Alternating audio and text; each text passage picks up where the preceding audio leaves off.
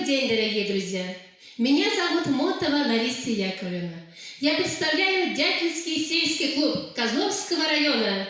Я вам спою песню «Виля Худкобот», аккомпанирует Трифонов Юрий Георгиевич.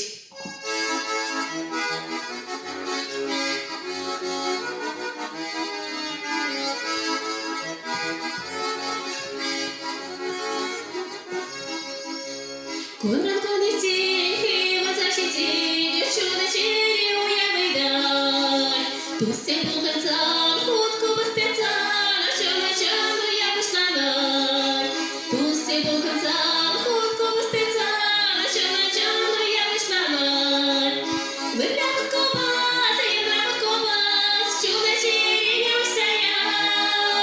Учи за собаки, віка носата, на сіні савандай.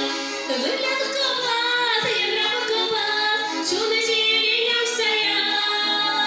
Учи за собаки, віка носата, на сіні савандай.